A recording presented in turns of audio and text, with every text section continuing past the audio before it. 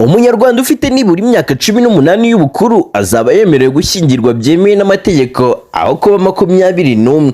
Ibyo bikazaba mu gihe itegeko rishya rigenga abantu n'umuryango rizaba ritewe n'inteko nshinga amategeko. Ubusanzwe iryo muri 2016 rigenga abantu n'umuryango ryateganyaga ko imyaka yo gushyingirwa ari 21.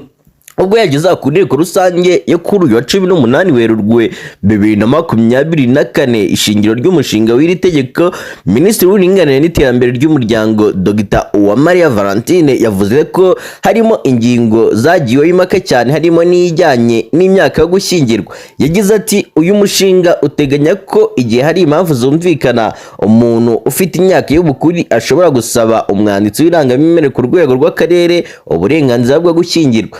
Iri tegeko riteganya ko imyaka y'ubukuru ari 18 y'amavuko ituma umuntu agira ubushobozi bwo gukora ibintu byose bimuhuza n'abandi, uretse aho iri tegeko cyangwa andi mategeko abiteganya ukundi.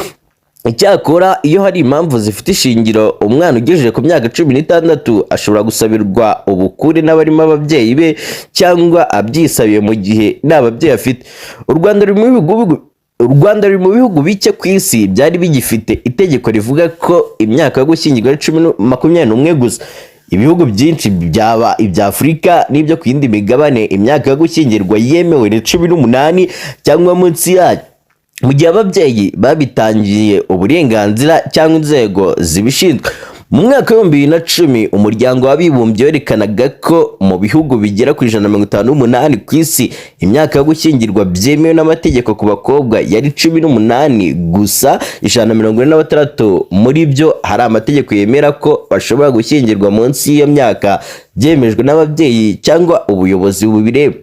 Mu bihugu 52 abakobwa bari munsi y'imyaka 15 bemerewe kuba bashyingirwa byemejwe n'ababyeyi, ni mu gihe mu bihugu 180 imyaka yo gushyingirwa yemewe ku bahungu ari 18 bitagombeye uburenganzira bw'ababyeyi cyangwa izindi nzego.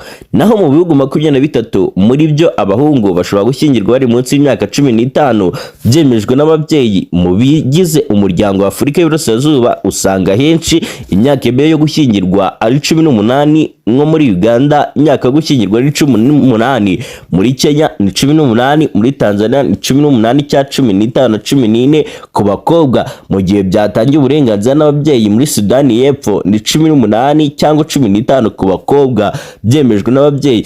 Muri Repubulika Iharanira Demokarasi ya Kongo ni 18, naho mu Burundi ni 21 cya 18 ku bakobwa mu gihe byemejwe n'ababyeyi.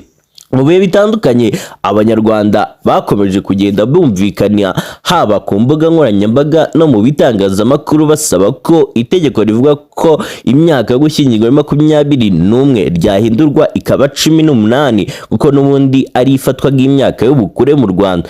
Iyo inteko rusange imaze kwemeza umushinga w'itegeko woherezwa muri komisiyo ibishinzwe kugira ngo iwunonosore, nyuma iwugarura mu nteko rusange kugira ngo uwutore ubone guhinduka itegeko. Zen TV Ngendiceye mu nteko ishinga amategeko.